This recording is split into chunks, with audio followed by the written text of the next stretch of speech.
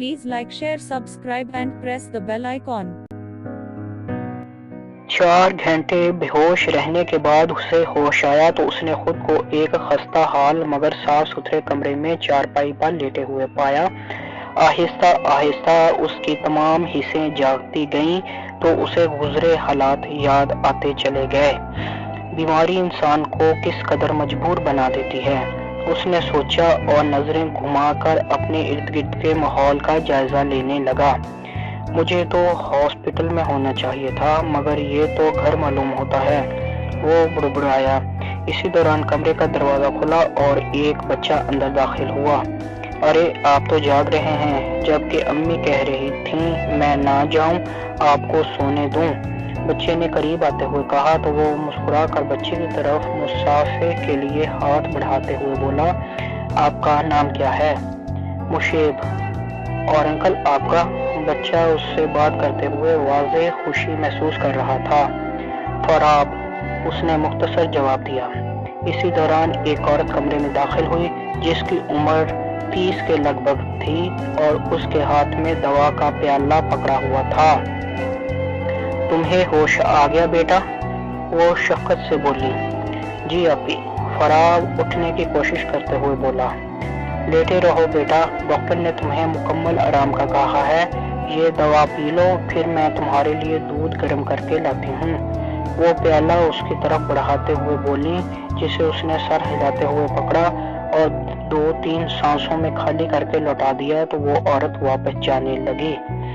आपी आप बताएंगी कि मैं यहाँ कैसे आया? फराब ने उन्हें जाते देखकर पूछा। बेटा पहले तुम दूध पी लो, फिर आराम से बात करेंगे, औरत शफीक तरीन लहजे में बोली और बाहर निकल गई।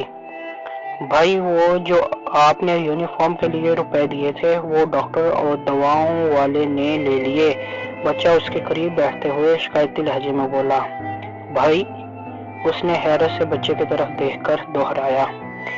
अभी अभी अम्मी आपको भी बेटा बुला रही थी और मुझे भी बेटा ही कहती हैं, तो इस तरह आप मेरे भाई हुए, बच्चे ने मासूमियत से कहा तो फराब ने भीगी आंखों से उसे गले लगा लिया। जिंदगी में किसी ने पहली बार इतना मुखलिस होकर उसे भाई बुलाया था, इसलिए वो अपना प्यार लुटाने में बुखल का मुजाहरा ना कर सका। भाई बताए ना, अब मेरा यूनिफॉर्म कैसे आएगा? बच्चे अल्लाह मुझे जल्द सेहतयाब कर दे, फिर मैं तेरे सामने यूनिफॉर्म का ढेर लगा दूंगा, वो उसे खुद से अलग करते हुए बोला। सच?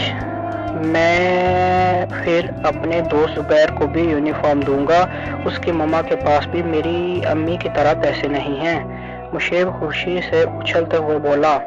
बिल्कुल, आप जिसको जी चाहे दीजिएगा। बच्चे की बात ने फराब को घर के माली हालात से अच्छी तरह आगाह कर दिया था। मुशेब घर में कौन कौन रहता है? उसने पूछा। दादी माँ, अम्मी और मैं, मुशेब ने जवाब दिया। तुम्हारे अब्बू किधर हैं? उसने किसी ख्याल के तहत पूछा। अम्मी कहती हैं वो मेरे पैदा होने के थोड़ा अरसा बाद अल्लाह मियाँ के पास चले गए थे और अल्लाह मियाँ ने उनको अपने पास रोक लिया, वापस नहीं आने दिया। मैं बड़ा होकर पायलट बनूंगा और जहाज पर आसमान से उनको लेकर आऊंगा, नन्हे मुशेब ने अपनी नन्ही सोच बताई। अल्लाह मियाँ अब आपके अब्बू को नहीं भेजेंगे, फराब ने कहा। क्यों? मैंने तो कभी अल्लाह मियाँ को नाराज नहीं किया, मुशेब ने मगमूम लहजे में पूछा। इसलिए कि अल्लाह मियाँ ने आपके अब्बू की जगह आपके भाई को भेज दिया है। अगर आप अपने अब्बू को अल्लाह से मांगेंगे तो आपका ये भाई चला जाएगा। आप ऐसा चाहेंगे? नहीं भाई, आप बहुत अच्छे हैं, अब्बू मालूम नहीं आपसे ज्यादा अच्छे होंगे कि नहीं, इसलिए आप ही ठीक हैं, मुशेब उसके गले लगते हुए बोला। रेहाना बेगम अंदर दाखिल होते हुए मुशेब की बात सुन चुकी थीं मगर खामोश नहीं। थोड़ी देर बाद उनके पीछे रिफत खातून भी आ गई। फराब समझ गया कि ये बुढ़िया मुशेब की दादी होंगी। फिर वो दूध पी चुका तो रिफत खातून प्यार से बोली। बेटा इतनी खराब हालत के बावजूद तुम घर से क्यों निकले, और क्या तुम्हारे घर वालों ने भी तुम्हें नहीं रोका? बड़ी अम्मा, मैं इस शहर में मुसाफिर हूँ, بس ایک ہوٹل سے کھانا کھانے کے بعد میری حالت بگڑنا شروع ہو گئی اور میں نہ جانے کہاں کہاں کی کھاد چھاننے کے بعد بے ہوش ہو گیا۔ ہوش آیا تو آپ کے گھر میں تھا، اس نے تفصیل سے جواب دیا۔ تمہارا نام کیا ہے بیٹا؟ رفعت خاتون نے پھر سے پوچھا۔ فراب۔ بڑی اماں، اپنے بارے میں بتاؤ گے بیٹا؟ ریحانہ بیگم نے پوچھا۔ آپی 9 سال کا تھا جب یہاں کے یتیم خانے سے بھاگ گیا۔ باپ کا نام بس معلوم تھا، وہ بھی اسکول کے سرٹیفکیٹ پر لکھا ہوا دیکھا تھا، بس پھر وقت کی ٹھوکروں سے جوان ہو گیا۔ یہی میری کہانی ہے، اس نے چند جملوں میں اپنی آپ بیتی کہہ سنائی۔ ویسے آپی میں یہاں کیسے آیا؟ اس نے پوچھا۔ شیبی کو تم گلی کی نکڑ پر پڑے ملے تھے، یہ گھر آیا تو اس کے ہاتھ میں پکڑے نوٹ دیکھ کر میں غصے اور گھبراہٹ میں اسے لے کر تم تک جا پہنچی اور تمہاری خراب حالت کے باعث 2 راہگیروں کی مدد سے تمہیں گھر لے آئی۔ ریحانہ بیگم نے اسے تفصیل بتائی۔ آپ لوگوں کا شکریہ کہ آپ کی وجہ سے میری جان بچ گئی، ورنہ میں تو اس شہر میں مسافر تھا، وہ تشکر سے بولا۔ مسافر تو ہم سبھی ہیں بیٹا، اور زندگی ہمارا سفر ہے، یہ سفر کب ختم ہو جائے کسی کو کچھ خبر نہیں۔ اگر کسی کو اللہ تعالیٰ نے اس سفر میں نیکیاں کمانے اور توبہ استغفار کی اور مہلت دینی ہو تو وہ کسی نہ کسی انسان کو زندگی بچانے کا سبب بنا دیتا ہے، رفعت خاتون نے کہا تو اس نے متفق انداز میں سر ہلا دیا۔ بیٹا اب تم آرام کرو اور اس گھر کو اپنا ہی سمجھو اور جب تک جی چاہے یہاں رہو، ریحانہ بیگم نے اٹھتے ہوئے کہا اور خالی گلاس اٹھا کر باہر نکل گئی، جبکہ رفعت خاتون اور مشیب نے بھی ان کی تقلید کی تھی۔ مشیب اور اس کے گھر والوں نے اس کی اتنے اچھے طریقے سے تیمارداری کی کہ وہ اگلے روز دوپہر تک بالکل تندرست ہو گیا۔ ریحانہ بیگم نے اسے دوا لینے میں 1 منٹ کی بھی سستی برتنے نہیں دی تھی اور اس کی خوراک کا بھی بہترین طریقے سے خیال رکھا تھا۔ یہی وجہ تھی کہ وہ اس وقت خود کو بہت ایکٹیو محسوس کر رہا تھا۔ پھر جیسے ہی مشیب اسکول سے لوٹا، فراب اسے لے کر بازار چلا گیا۔ اس کے سامان والا بیگ بیماری کے دوران کہیں گر گیا تھا، اس لیے اسے اپنے لیے کچھ کپڑے خریدنے تھے۔ اپنی خریداری کے علاوہ اس نے مشیب کے لیے یونیفارم کے ساتھ ساتھ کچھ اور کپڑے بھی خریدے جو مشیب نے خود پسند کیے تھے۔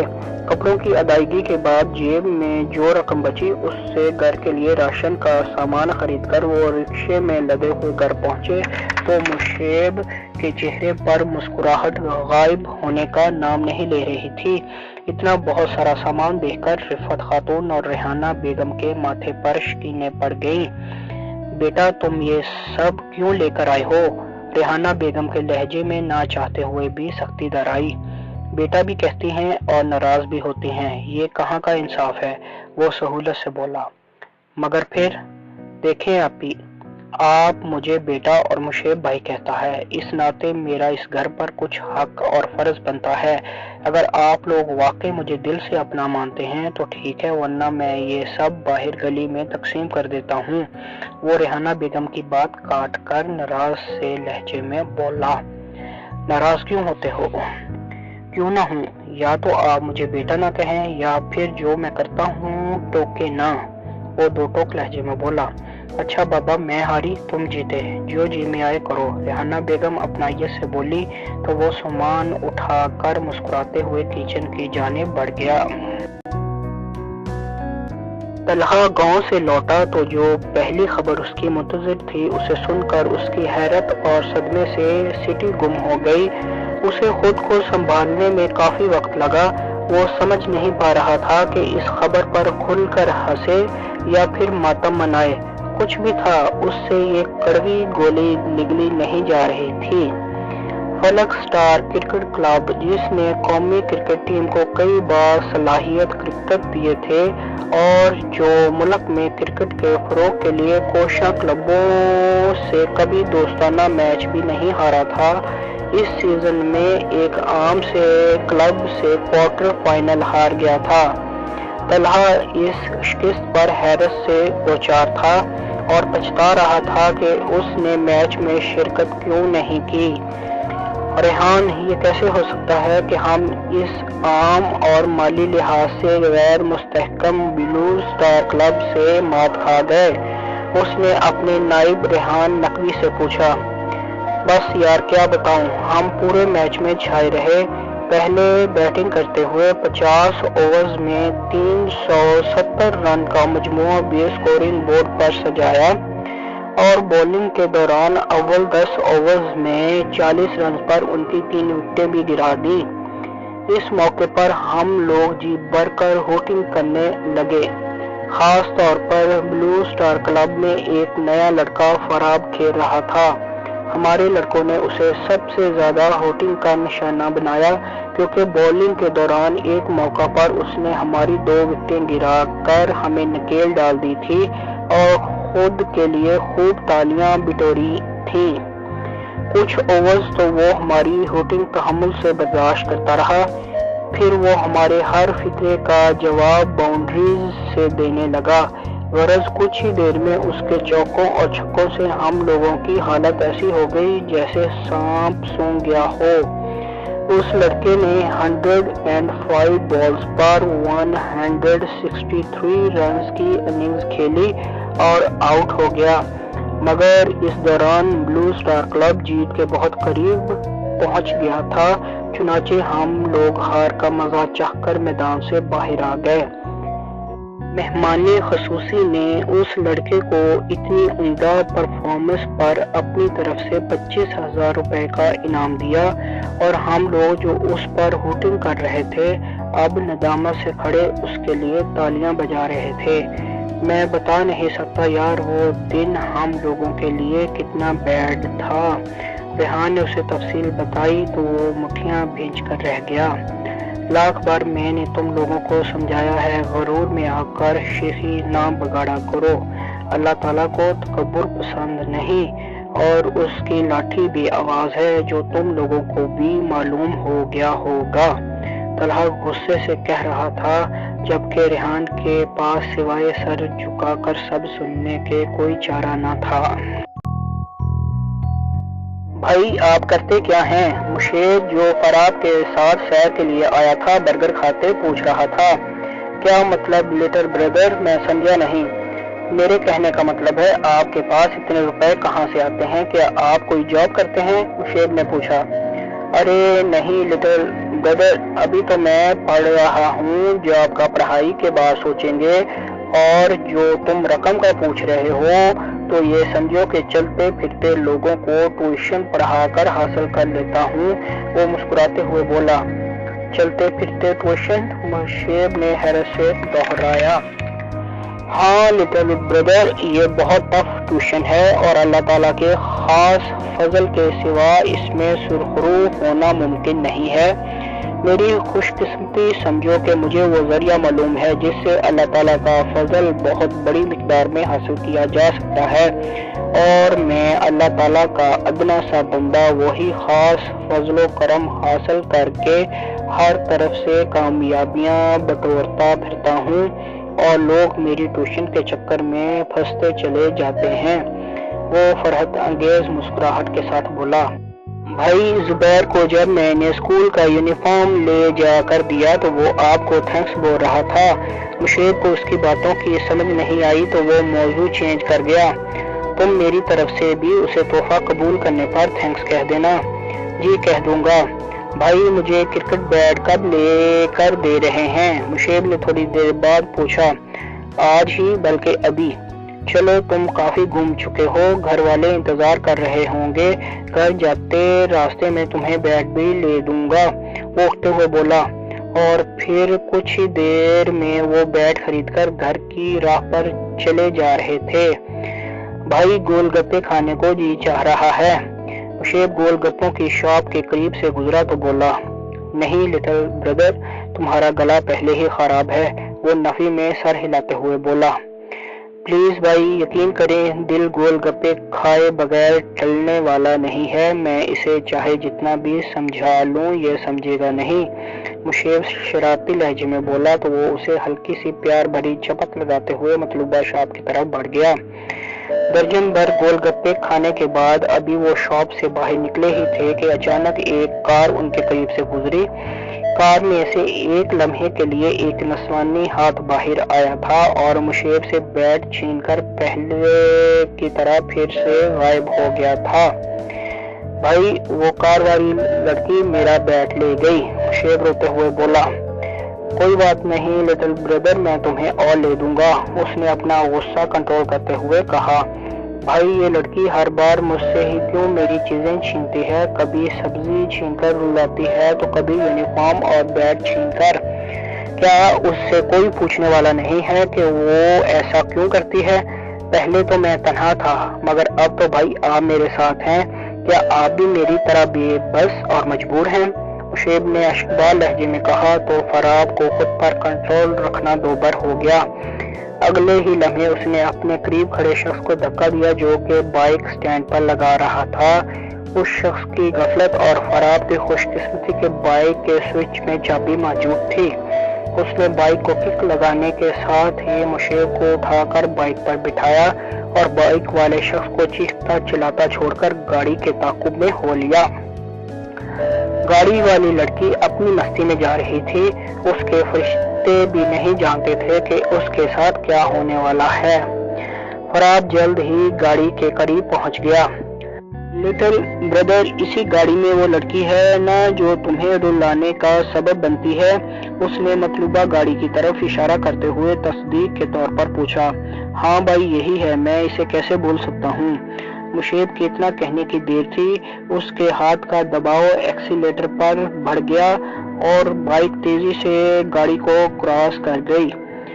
अब वो इस इंतजार में था कि गाड़ियों का रश जरा कम हो और वो गाड़ी रोककर इस बदतमीज लड़की की खबर ले, और फिर जैसे ही उसे मौका मिला उसने सड़क के दरमियान और गाड़ी के सामने बाइक के ब्रेक लगा दिए।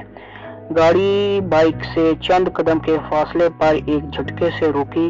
लड़की के चेहरे पर गुस्से के तासुरात वाज़ेह नजर आ रहे थे, मगर फराब ने इस बात से कतई नजर लड़की के चेहरे पर नजर दौड़ाए बगैर ही उसे बाजू से पकड़कर गाड़ी से बाहर निकाला और बेदर्दी से एक तरफ धक्का दे दिया।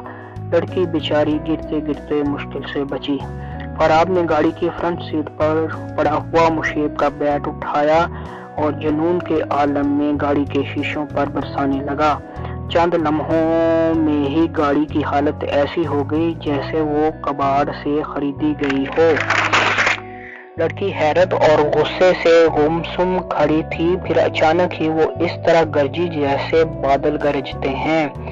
जलील 2 टके के इंसान, तुम्हारी जुर्रत कैसे हुई कि तुम मेरे साथ ऐसा बर्ताव करो? मैं तुम्हारा खून पी जाऊंगी। Shut up! वो गुस्से से दौड़ा और तैश के आलम में लड़की की तरफ पलटा। उसका इरादा लड़की के गाल को अपने जोरदार थप्पड़ से सुरख करने का था। जुनूनी अंदाज, शोला बरसाती आंखें, पेशानी पर गुस्सीली सलवटों का जाल और चेहरे के तासुरात से कहर का उठता धुआं, लड़की बेचारी सहम कर रह गई। इंसानी जिंदगी में कुछ लम्हे ऐसे आते हैं जो जिंदगी की काया पलट देते हैं। ऐसे लम्हों के आगे इंसान अपनी तमाम तर कुव्वतों, ताकतों और तवानाइयों के होते हुए भी खुद को निहायत कमजोर महसूस करता है। पलकें झपकना, दिल धड़कना, सांसें चलना और जिस्म के अज़ा अपना काम करना भूल जाते हैं। इंसान पत्थर का होकर रह जाता है। यही कुछ फराब के साथ हुआ। लड़की की मासूमियत, सहमा हुआ अंदाज और ऊपर से बेशबहा और अनमोल तरीन कुदरत की तरफ से अता किया गया हुस्न, फराब का हाथ उठे का उठा रह गया और दिल तेजी से लड़की के चेहरे पर फैली मासूमियत की गिरफ्त में आता गया। उसे सच में वो लड़की परवीन शाकिर की शायरी लगी। माई फुट, मैं तुम्हें देख लूंगी, लड़की ने फाड़ खाने वाले लहजे में कहा और गाड़ी में से अपना पर्स उठाकर एक तरफ बढ़ गई। थोड़ी देर में ही वो टैक्सी में बैठकर वहां से जा चुकी थी। भाई हाथ नीचे कर ले, वो लड़की कब की जा चुकी है? मुशेब ने कहा तो फराब चौंक गया और हैरत से इधर उधर देखने लगा। صاف نظر آ رہا تھا کہ وہ اپنے حواس میں نہیں ہے، اور پھر اسی حالت میں مشیب کا ہاتھ پکڑے وہ گھر کی جانب چل دیا۔ حیرت کی بات تھی، یہ سب ہونے کے باوجود بھی سڑک پر گاڑیوں کی لمبی لائن نہیں لگی تھی، اور نہ ہی اکا دکا لوگوں کے سوا لوگ جمع ہوئے تھے۔ عروج، میری بات سنو، یقین جانو میں بے قصور ہوں، میرا اعتبار کرو، مجھے پھنسایا گیا ہے۔ رباز پچھلے کئی روز کی طرح آج بھی یہ سب کہتا عروج کے پیچھے پیچھے اسے منانے کی کوشش کر رہا تھا۔ تم اپنی غلطی مان کیوں نہیں جاتے کہ تمہاری ایک چھوٹی سی بھول نے ہمارے گروپ کو یونیورسٹی میں چیٹر کا خطاب دے دیا ہے۔ اب چاہے تم لاکھ صفائیاں بھی دو تو مجھ سمیت کوئی بھی یقین نہیں کرے گا، وہ ترش لہجے میں بولی۔ صرف تم میرا اعتبار کر لو، مجھے کسی اور کو یقین دلانے کی ضرورت نہیں۔ رباز کے لہجے میں کرب نمایاں تھا۔ میں کیسے یقین کر لوں؟ وہ تلخی سے بولی۔ کیا تمہیں میرے سچا ہونے پر 1% بھی یقین نہیں؟ وہ تعصب سے بولا۔ سب لوگوں نے، جن میں بھی شامل تھی، اپنی آنکھوں سے تمام کارروائی دیکھی تھی۔ اس کے باوجود تم اپنے سچے ہونے کا رونا روتے رہو تو یہ الگ بات ہے، وہ سپاٹ لہجے میں بولی۔ کوئی بھی رشتہ ہو وہ اعتماد سے ہی قائم ہوتا اور قائم رہ سکتا ہے۔ تم ہمارے رشتے کی بنیادیں کھوکھلی کر رہی ہو۔ رباز کے لہجے میں بزمردگی تھی۔ بنیادیں تم نے کھوکھلی کی ہیں مجھے دھوکہ دے کر، وہ چپتے لہجے میں گویا ہوئی۔ اول تو یہ جھوٹ ہے کہ میں نے چیٹنگ کی ہے، بالفرض میں مان بھی لیتا ہوں کہ میں چیٹر ہوں، پھر تمہارا رد عمل کیا ہوگا؟ رباز نے کسی فیصلے پر پہنچتے ہوئے پوچھا۔ اگر ایسا ہے، اور مجھے یقین ہے ایسا ہی ہے، تو تم میری ناراضگی ختم ہونے تک مجھ سے باکسنگ اور خود کو سچا ثابت کرنے کے ٹاپک پر بات چیت بند ہی رکھو تو بہتر ہے، عروج نے نخوت سے کہا۔ تو رباز مرجھائے سے انداز میں بنا کچھ کہے اپنی گاڑی کی جانب بڑھ گیا۔ کمینہ، الو کا چرخا، بندر کی شلوار، چڑیا کا گھونسلہ، گدھے کا چارہ۔ ارے بس کرو، کس کی اتنی تعریفیں کر رہی ہو؟ حنان نے اریبہ کو نان سٹاپ بولتے دیکھا تو ٹوکے بنا نہ رہ سکا۔ اچھا بھلا خوشگوار دن گزر رہا تھا، تھوڑی دیر پہلے ایک جاہل سے سامنا کیا ہوا، موڈ خراب ہو کر رہ گیا، وہ بنائے لہجے میں پرست صوفے پر اچھالتے ہوئے بولی۔ تفصیل تو بتاؤ، کیوں پہیلیاں بجھوا رہی ہو؟ حنان نے الجھن بھرے لہجے میں کہا۔ جب سے حنان نے اس کو رباز بلوچ کے باکسنگ گلوز چیک کرنے کی بات بتائی تھی، اس کے بعد سے اس کے رویے میں حنان کے لیے واضح تبدیلی آئی تھی۔ یہی وجہ تھی کہ وہ اس وقت بڑے تحمل سے اس سے بات کر رہی تھی۔ کیا بتاؤں، ایک پاگل اور جنونی شخص نے میری گاڑی کا کچرا بنا دیا اور مجھے ٹیکسی میں گھر آنا پڑا، وہ صوفے پر ڈھیر ہوتے ہوئے بولی۔ کیوں، تم نے اس کا کیا نقصان کیا جو اس نے ایسا کیا؟ حنان نے حیرت سے پوچھا۔ میں نے تو اس کا کچھ نہیں بگاڑا، اور ویسے بھی پاگل تو پاگل ہوتے ہیں، ایسے ہی کسی نہ کسی کے گلے پڑنے کی طاق میں رہتے ہیں، وہ لاپرواہی سے بولی اور اٹھ کر اپنے کمرے میں آ گئی۔ شاور لینے کے بعد وہ خود کو کافی ہلکا پھلکا محسوس کرنے لگی، مگر ابھی بھی غصہ تھا کہ جانے کا نام نہیں لے رہا تھا۔ اس نے بلند آواز سے میوزک لگایا اور بیڈ پر ڈھیر ہو گئی۔ جنونی انداز اور شعلہ برساتی آنکھیں ابھی بھی اسے سہم جانے پر مجبور کر رہی تھیں، مگر وہ اریبہ ہی کیا جو کسی سے دب جائے۔ زندگی میں پھر کبھی تم سے سامنا ہوا تو میں نے بھی تمہیں ناک سے لکیریں نکالنے پر مجبور نہ کیا تو میرا نام بھی اریبہ فیاض نہیں، وہ بڑبڑائی، اور پھر اسی طرح کی سوچیں سوچتے نیند نے اسے اپنی آغوش میں لے لیا۔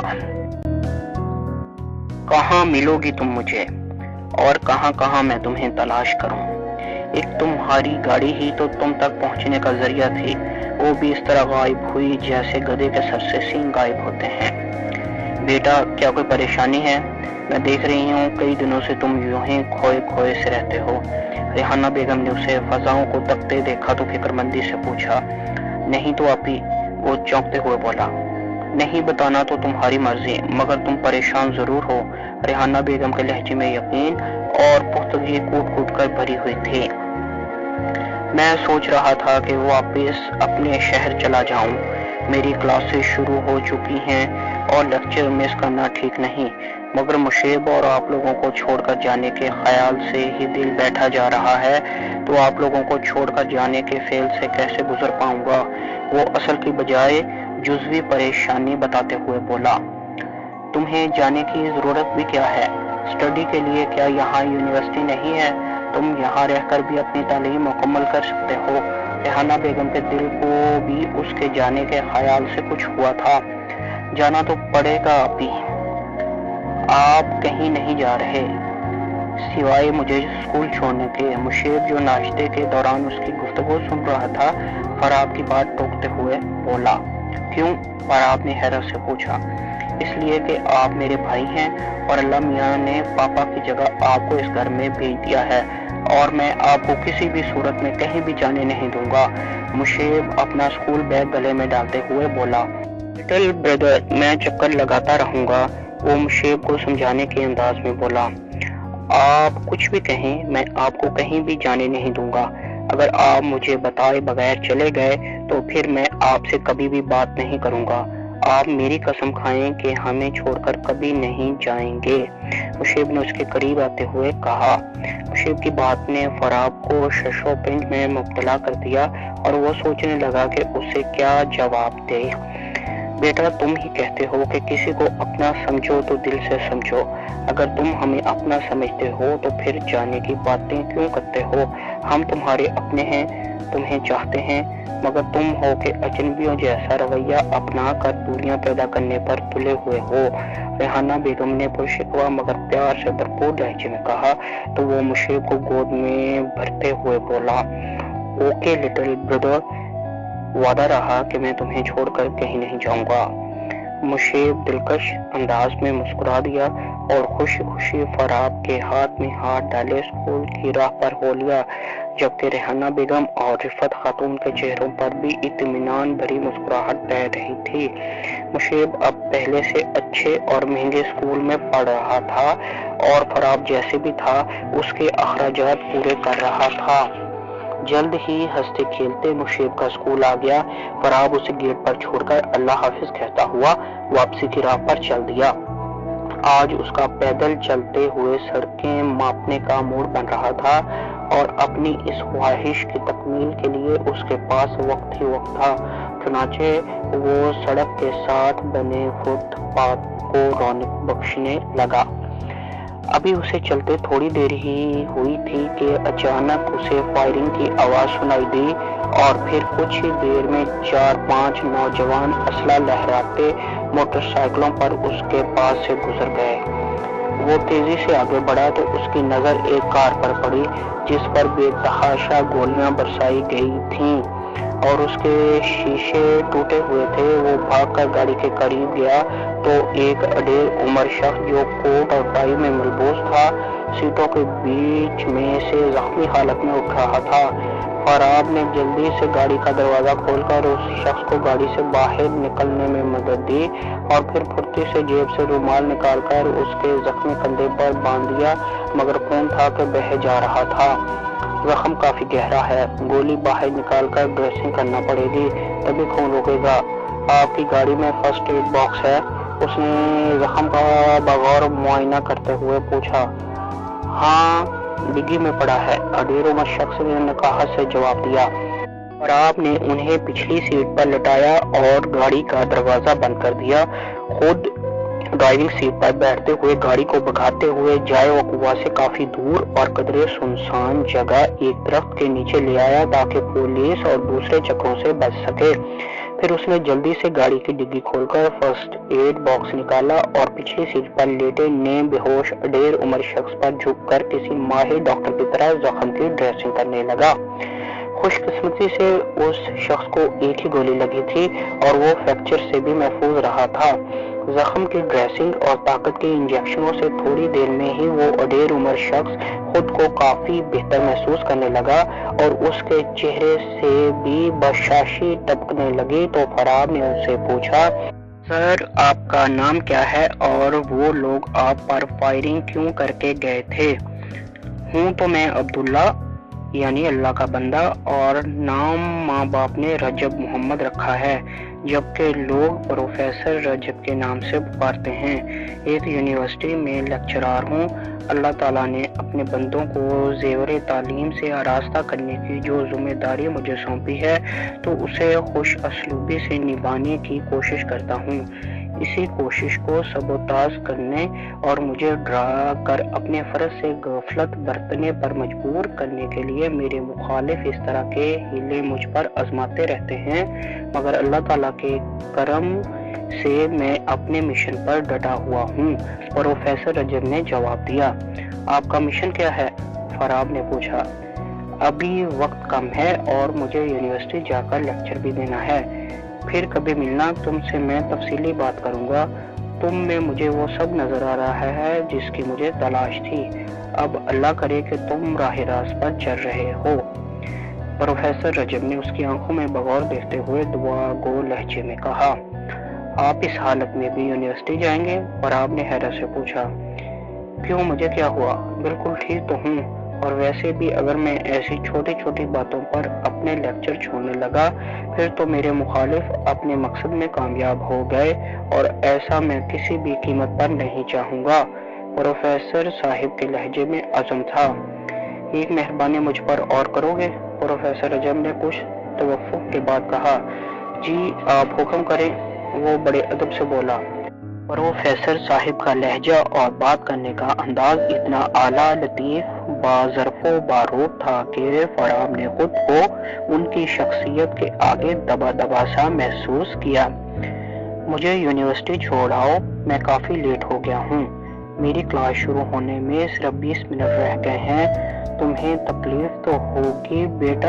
अरे नहीं सर, तकलीफ कैसी, मैं तो खुश हूँ कि आपके साथ गुजारने के लिए मुझे मज़ीद वक्त मिल रहा है।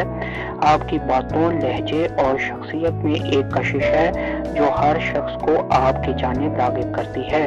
और अब उनकी बात काटते हुए बोला। बेटा, इंसान तो बहुत हकीर है, बल्कि खबर नहीं कब फना हो जाए।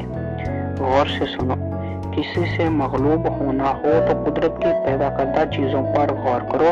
हर चीज़ में कशिश है, और वो इंसान की अक्ल को अपनी जानिब राग़िब करती है कि ए इब्ने आदम, गौर कर और देख कि मुझे और तुझे बनाने वाली हस्ती कितनी अजीम है। उसका कोई शरीक नहीं, सिर्फ उसी के आगे झुको और उसकी किताबों और नबियों पर ईमान लाओ।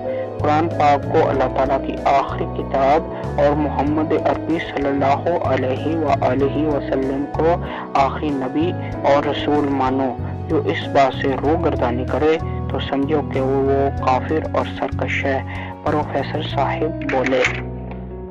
जी सर, आपने बजा फरमाया, इसमें कोई शक की गुंजाइश नहीं। फराब ने कहा। तो प्रोफेसर साहिब की आंखों में हकीकी मसरत नजर आने लगी, जो कि फराब को उनके यूनिवर्सिटी छोड़कर जुदा होने तक कायम रही। Please like, share, subscribe and press the bell icon.